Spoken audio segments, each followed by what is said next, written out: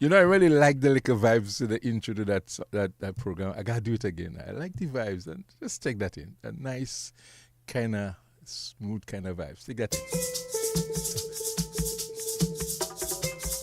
You checking that? Dun, dun, dun. The happy vibes, eh?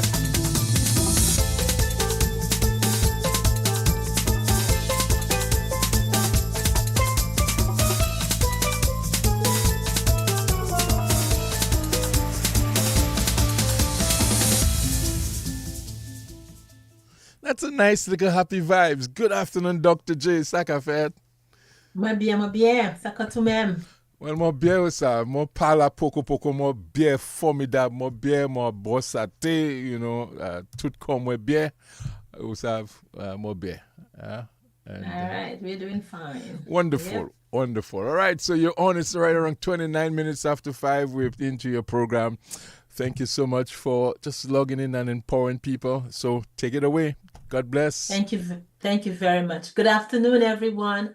Welcome to another episode of Labitil Habits That Count, a place where we examine issues and concerns and we identify practices or habits that we can implement to fix them. And I am your host, Dr. Martha J. And today I want to extend a sincerest thank you to the John Baptist, the Gallery, and Joseph family for continuously supporting Labitil. I want to say to you all, I am blessed to be part of this family and I appreciate you. We are coming to you live from via DBS Radio, streaming live on the internet, Facebook, and YouTube. If you are listening to us via in Dominica via the airwaves, of course, or you're listening in the Caribbean or in the diaspora, we want to say to you, welcome to another episode of Lavitia. If you would like to connect with us during the show, you can call locally 448-3284 or 1-800-327. If you would like to call from anywhere around the world or in the diaspora, you can reach via WhatsApp 305-432-9744.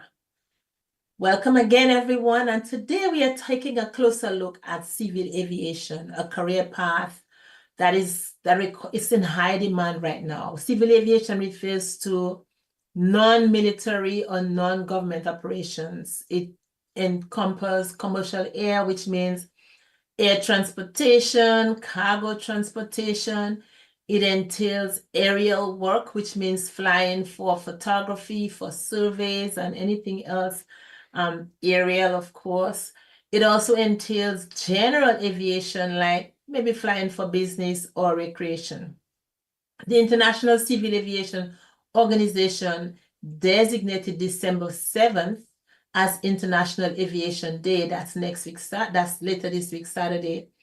And I just decided that this month of December, I wanted to do as many aviation sessions as possible with the hope that we can examine a variety of career options in civil aviation with the hope of motivating, inspiring new interest, since it's an area that is really underserved.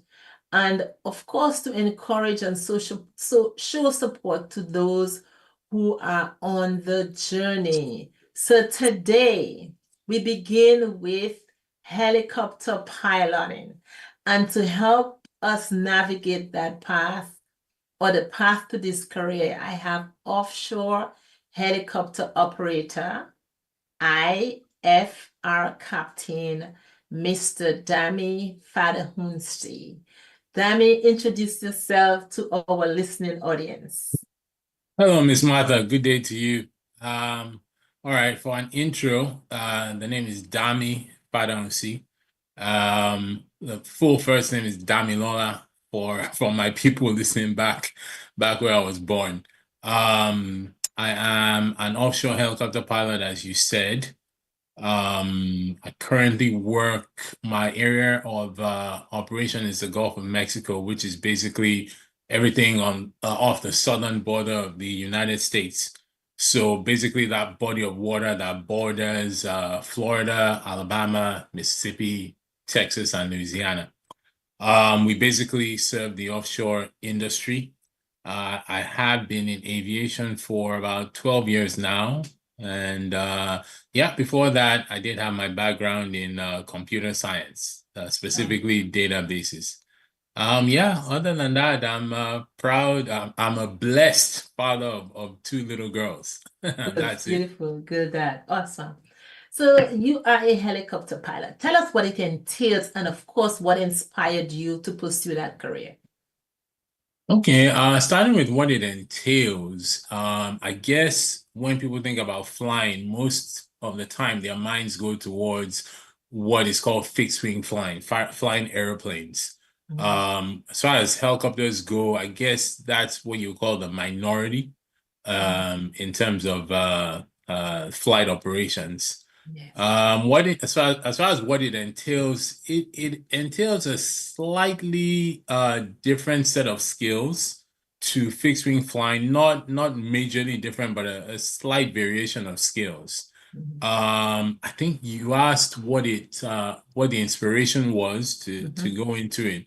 Well, to be honest with you, so my dad was in the Air Force back in Nigeria where I was born. And I did have an uncle who flew helicopters as well. So Okay, nice. aviation, I guess, was in the family, so to say.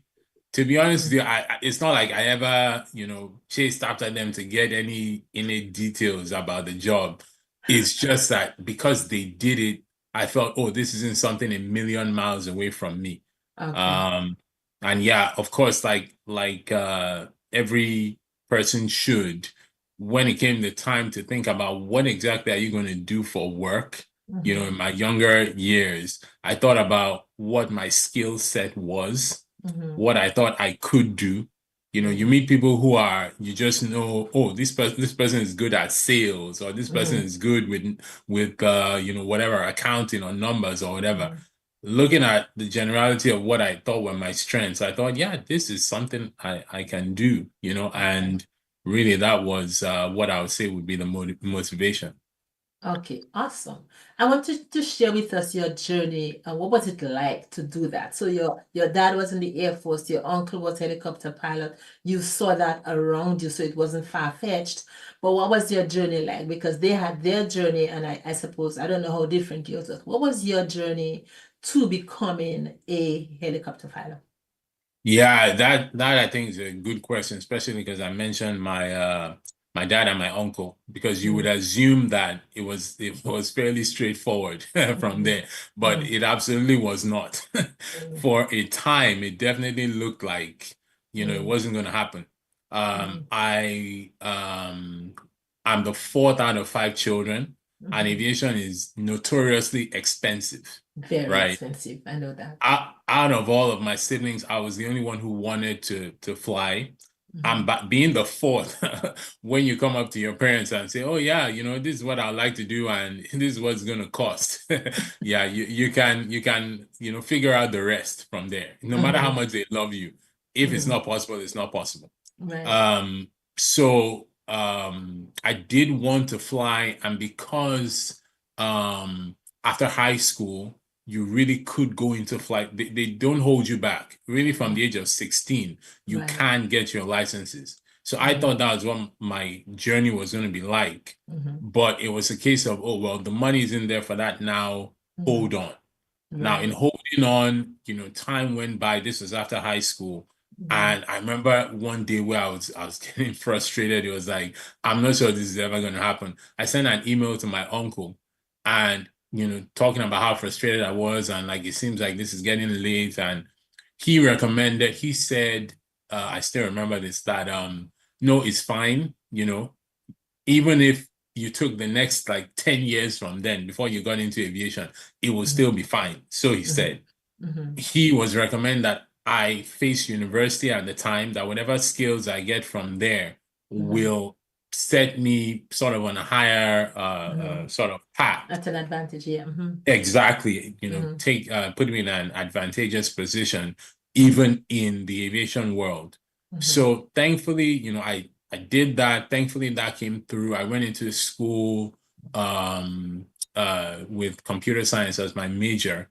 And when I came out of that, still the door wasn't open, the money wasn't just there to cover such costs.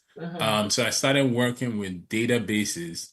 And I remember one day my uncle reached out to me and said, hey, there's a company who is, they were into sponsoring cadets, right?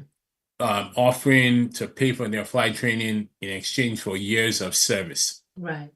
Of course, it was very competitive. You had to go through an exam and a series of interviews. So he said, yeah, put your CV in, and which I did.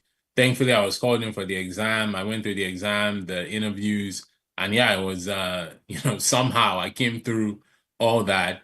And then I went out for flight training, Wow. which happened in Florida. Okay. Yeah, once I was done with that, successfully, of course, because it was all like having your name in pencil, Yeah. it could really be erased. Oh So my if you goodness. didn't complete the training, if you had any major issues, yeah, they would say, yeah, sorry, the contract is Gotta go based on back. you passing, the Performance. course. Yeah. So, thankfully that came through and I started work flying in back in Nigeria, which I flew offshore for a number of years. And then in 2020, I got an offer to fly up in Pennsylvania here in the United States. So I got to leave the offshore world for a while and fly emergency services or helicopter air ambulance as the FAA want us to describe it now. I did that for a little while and then I got back to my initial offshore flying back in the Gulf of Mexico. And yeah, I guess that's it in a nutshell. Okay, so is that what you prefer? Is that what you find pleasure in, the offshore flying? Actually, to be fair, I do like it, but because I've done it so much, that has been most of my flight time. To be honest, I might say I have a bias towards it. Okay, I understand. And that's fine. That's okay. Nothing is wrong with Yes. that. So, I mean, I heard quite a few of your challenges. Without me saying what they were, I wanted to ask you, I know cost, of course, was one of the major challenges that you got through. You had to overcome. But is there another challenge that you haven't mentioned to us that you had to overcome while you went through that journey to become your offshore pilot? Well, yeah, a number of challenges actually. So I have to pick the right one so that this conversation is actually effective. To be fair, I think I'm not sure there's anybody who does this as a career who can list out a number of challenges. Because I think it's quite common that almost everyone has reached a point where they felt like, yeah, I'm not sure I'm going to do this anymore. Like I quit, or I'm not sure this is going to happen. You just want to throw the towel. There's a series of challenges. I mean, so much to the point where I'm like struggling to pick which one to speak about. But yeah, like you said, to even get into it, it's kind of a big hurdle to get over because of the cost of aviation training. When I worked air ambulance, most of the people I worked with were ex-military, U.S. military. And I would say that's because flight training is expensive without a guarantee. If you put in all that money and there was a guarantee of a job afterwards, then yeah. But without a guarantee, most people would not take the risk. So, most people get their flight time through the military. And once they're out, they're able to use that flight time, towards a civilian career. So yeah, the cost number one, like we've said, in flight school, there are absolutely challenges that have to be surmounted. To me, I would say that's because we're naturally terrestrial beings. We are made to walk on the earth. We're not made to fly. And your body will show you that you're not made to fly. There are things that are instinctive to you that you have to overcome. And that has to become your muscle memory. So, getting maneuvers right and things like that, that's really what I'm talking about, because getting into flight school is broken into two segments: your ground theory, which is pretty involving, and your actual flight training. So yeah, in terms of actual flying, yeah, there are things that you kind of have to get over and kind of practice and repractice till it becomes a part of you. Those things can be challenging, I agree. especially if you don't have the right mentorship. So yeah, Awesome. I would say, yeah, Say those. that. Yeah. And I wanted to ask what motivated you to persevere. I can almost answer that, but I just want to ask you still. What motivated you to keep pressing, even if you had those challenges? I summarize it really as saying I didn't have a plan B. I think maybe like most I like people, that. I it like would that. be, I like that. yeah, it would be great for me to say, well, I was, I'm this brave guy, and I thought, wow, no, I'll never say no. I'll never, no, I simply didn't. For me personally, I simply didn't have a plan B. There was Okay. no alternative. Okay.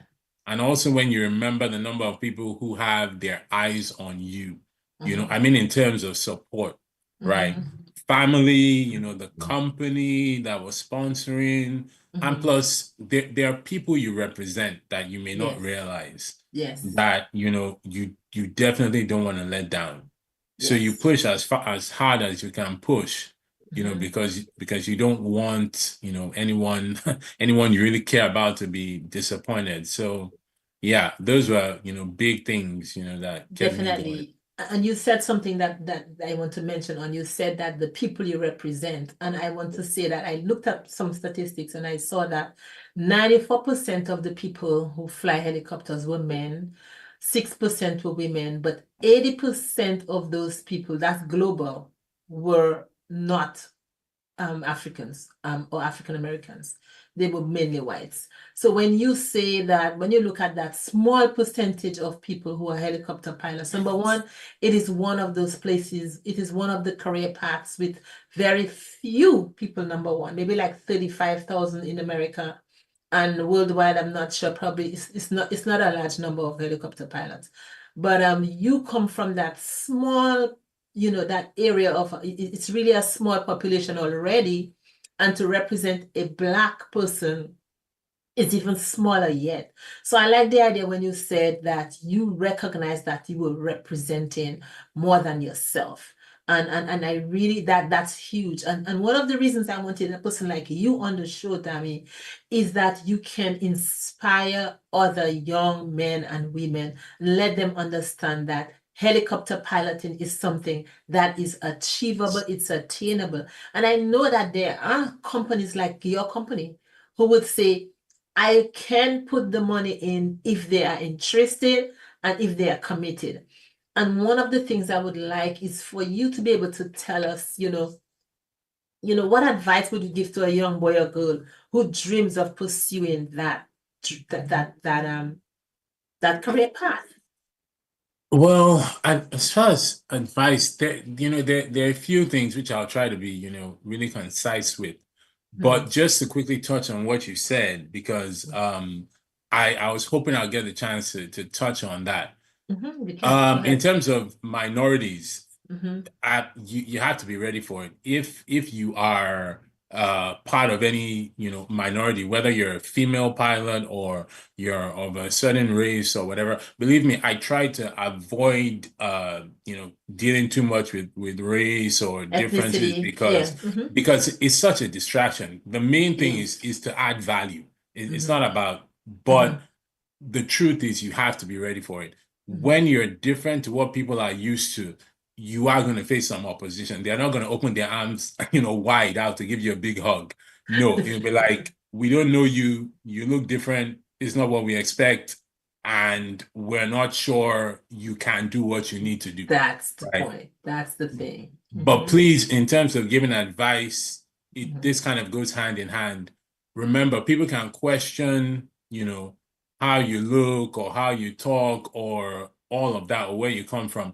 They can't question the value that you add. Please don't be distracted. Do what you need to do to add value to people's lives. They can't argue with that. I'm reminded of the portion of scripture where Peter is telling, in book of Peter, where he's talking about do your good works so that, those who speak falsely Mhm. against you, the key word is falsely, Mhm. against you will be ashamed of the stuff they have said, because Right. basically they can't argue with your good works. They may never come to you and say, "Oh, hey, I apologize. Oh, we said this about you." No, they may never do that, but they will know the value that you add. That probably will be one major thing I would say to anybody who's young and who's listening. If you're part of any minority, please be ready for it, so it doesn't, hit you upside the head and you're surprised. Like, oh, because it has hit me at times and it's like, oh wow, I thought people didn't think like this. But please be ready for it, but don't let it distract you.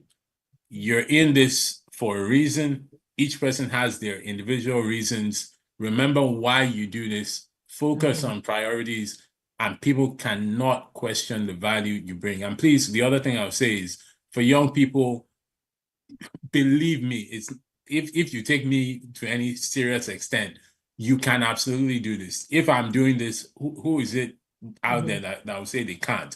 Everybody has strengths and some weaknesses, right? There's no perfect person. This job is not beyond anybody's ability. It is well in your capabilities if you choose to and you're ready to apply yourself. It goes a little easier if you have good mentorship. If you find good examples, it's going to help massively. Those are, there's more to say, but basically those will be the things I'll say, in a quick nutshell to anybody, who's young and who's listening. Awesome. So what habits do you have? Dr. J, Yes. just to think, there's a listener, she's listening, and her daughter, actually, she sent me a photo of her daughter, and she's saying, we love that program. Our daughter wants to be a pilot. So what kind of encouraging word that you have for that young girl? And they're listening right now. She said she loved the program. Her daughter wants to be a pilot and stuff like that. So just want me to share that.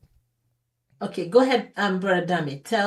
Encourage that young lady who wants to be a pilot. I think it goes along with the question I was going to ask you next. What habits do you have to foster in order to be successful at that? So go ahead and talk to that young lady who wants to be a pilot. Yeah. Right. Well, first of all, I'd like her to know that I have worked with a few female pilots, and the female pilots I've worked with have been amazing. Right. The first young lady that was part of my group that went in for training, one of the smartest people I've ever met. She had come out of university, with like top honors. Yeah. So this stuff is not beyond you. You need to know that. Apply yourself where you need to apply yourself. In terms of habits, I think it starts in the mind. First of all, you need a can-do attitude. It's just basically what I've been saying. Don't accept that anything is beyond you. If there's anything you don't understand, it's because it hasn't been explained clearly enough to you yet, right? So seek clarity. It's not because you don't have the capacity to understand anything. Apply yourself. Let it start in the mind that you can do this.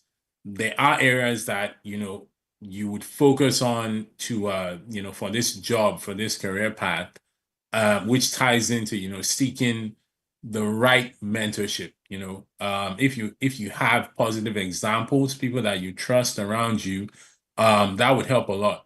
Like for parents of a young girl, yeah, you could start with, anyone who's in the aviation industry. Like focus on the parents.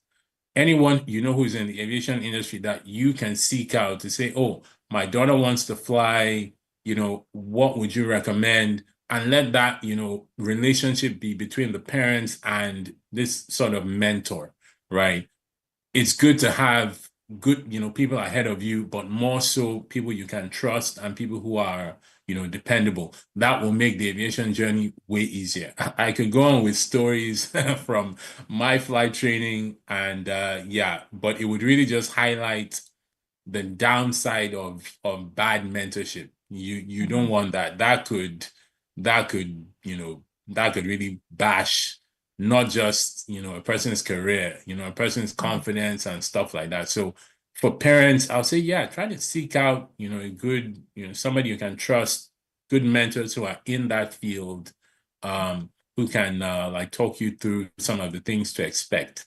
In terms of habits, yeah, personally, the big thing for me has been continuous learning.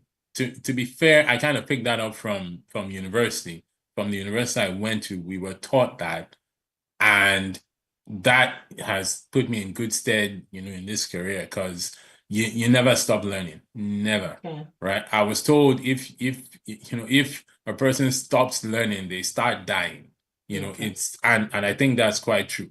There's always something to learn. One thing to guard against in this career, once you start to build experience, is complacency. The only way you can guard against complacency is to continue to learn, continue to challenge yourself. So yeah, there are more habits to get into, but I don't want to take too much of your time, Doctor. No, yeah, that's fine. You can go ahead if you have more. I'm Okay, typing. yeah.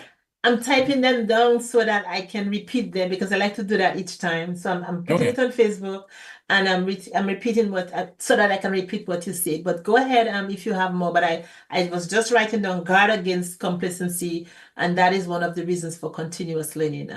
Amazing. So if you have more, share.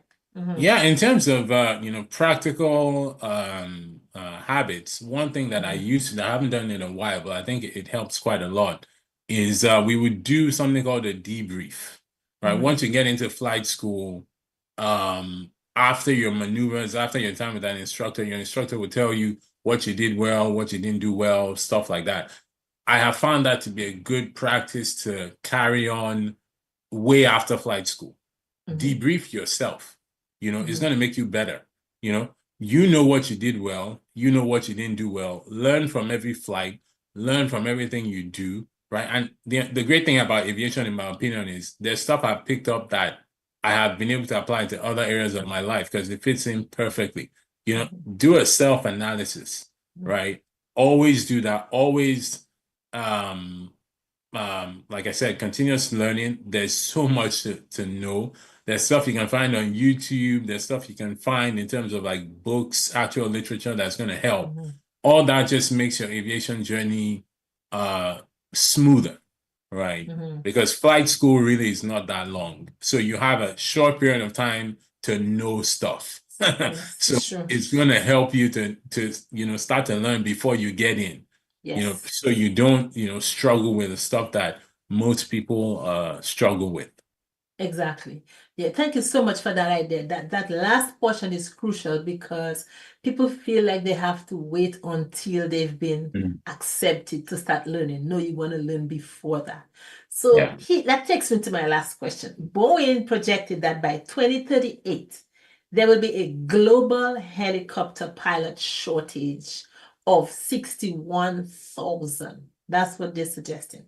So if they're saying that it's going to be projected that we'll have 61,000 short, I know that flight school is costly.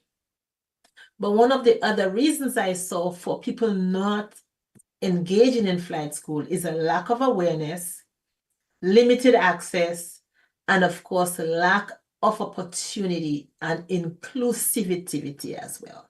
So in other words, some, again, minority, and again, I wouldn't want to say that they're not included. I think sometimes it's just, I like the idea of access, limited access, because I had an opportunity to go over to the Seventh Air Ministries, and they have the Eagles Flight it's a club like that. Kids from 8 years old, they can be part of that club. So by the time they get to 15, they've already completed all their ground, everything they need to know about ground for pilot. And when they get to 16, they can actually touch a motored vehicle and plane. They're ready because they've been in that from the time they were 8 years old. And when you look at the kids who had access, I mean, they're not the minority kids. They're not. So I think limited access is something that is a problem. And I know it's costly, but what I wanted to ask is, how can we spark interest? Are there any ideas? How can we go ahead and spark interest? For example, for you knew you had a dad and you had an uncle. So it was right there around you. And then so you saw something and you wanted it. But what about the kids who probably do not have these people in their families? And nobody talks about the flying. They look at flying as a far-fetched something. How can we, as people like you, Dami, you are you are you already in the field. How come it spark interest in young boys and girls or youth, whoever they are? How do you think we can do that? Well, you mentioned the pilot shortage by 2030. I can tell you there's a pilot shortage right now. There's been I a do pilot know that. shortage, a helicopter pilot shortage for a few years now. It's Yeah. not a myth, it's real. Yeah. I'm living in it. Mhm. So it's absolutely real. As far as what to do to spark interest, I will say, to be fair, there are some organizations who are working on that. I have been introduced to an organization called OBAP.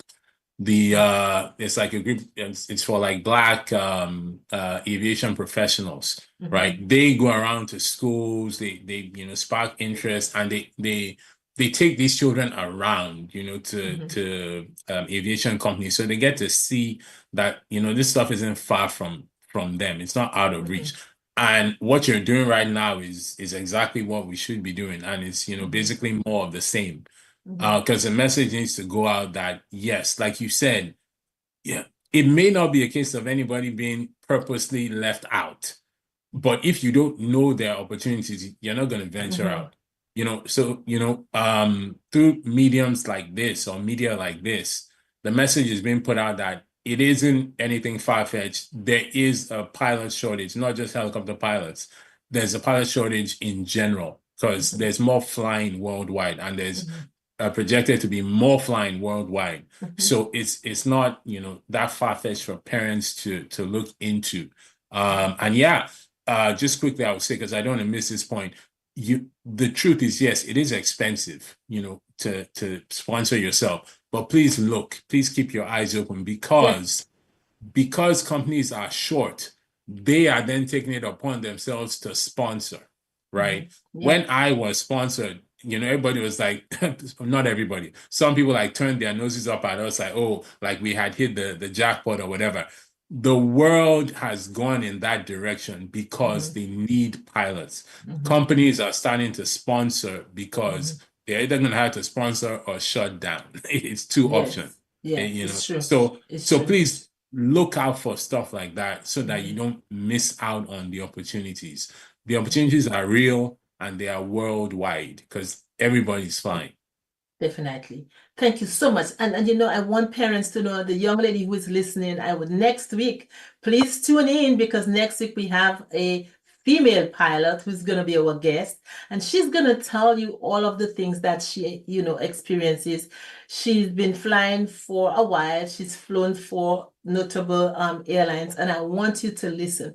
But I want you to know also that that you want to be a pilot, go ahead and start looking up stuff. I find myself learning. By the way, the students I teach at a tech school, and most of my students are flight students. They are, aero engineering with flight, And so if I have 18 students in a class, maybe like 12 of them are flight students. So I hear the words all the time. But one of the things I find myself doing is I've learned the alphabets for if you were a pilot. So guess what? Go ahead and do those simple things. I found myself flying. I took pictures. It's so beautiful. I feel like I want to be a photographer, for an aerial photographer or something, do aerial work. There are so many other things in aviation we're going to touch on in December. And hopefully I can connect with people like you, Mr. Fadahunsi, and other people to help students who would like to do that, because I found a company that provides a curriculum for flight school, for introducing kids to flight. So we can probably take a look at that and just get students in the minority, in the areas in our Caribbean countries, in Nigeria, wherever they are, who probably would never find an opportunity, that we can bring it to them, and at least to spark interest. We are not offering you a degree in flight. We're checking to see whether it's something you would be interested in, and then spark that interest, because we need people like us. We need more people, whether you're black, brown, white, it doesn't matter. We need more pilots. We need people in aviation, and we want you to know that it is fun. It can be done. So if you have final words, we've already reached our time. So final words, Mr. Fadahunsi. I would just say, like, because it's as well, I was talking to myself when I was way younger. I would say, yeah, it starts in the mind. Don't accept that there's anything that's beyond you. There really isn't. If you have the right tools, the right equipment, really, there's nothing beyond. My mom would say the people who come first in class, do they have two heads? And really, it's the truth. There's nothing beyond you. No, there's nothing that's unique to any race or to any group. Nothing. It's let it start in your mind. Positive mindset through everything. And of course, I'm not gonna, say that do things in faith, right? Yes. I'll just put it that way. Yes. And God on your side, what God has for you is what God has for you. You see that nobody can take that from you. So yeah, I'll just leave it at that. All right. Thank you so much. You've been listening, folks, to Labitil, Habits That Count. We have with us Dami Fadahunsi, who is a helicopter pilot, and he's been amazing. Next week, I want you to come listen. We have a female pilot with us. She's still wing, by the way, not helicopter. But I want you to show kindness to at least one person. Plant a seed. It will grow. Thank you very much for your listen. And bye-bye, everyone.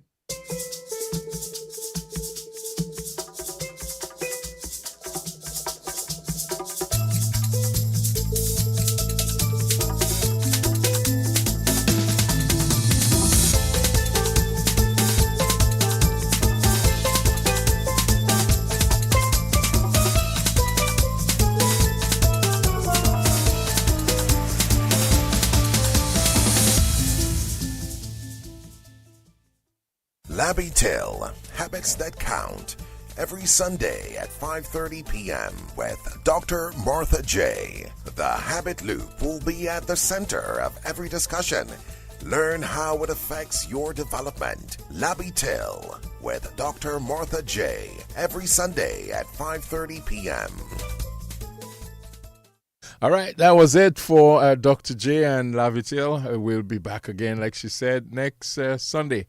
All right, that's my time to leave. I said to you, don't die till you finish. Live your life on purpose. Live it with purpose. And Jen will be taking over. I'll leave you with this song from Sanchez, Wonderful Child.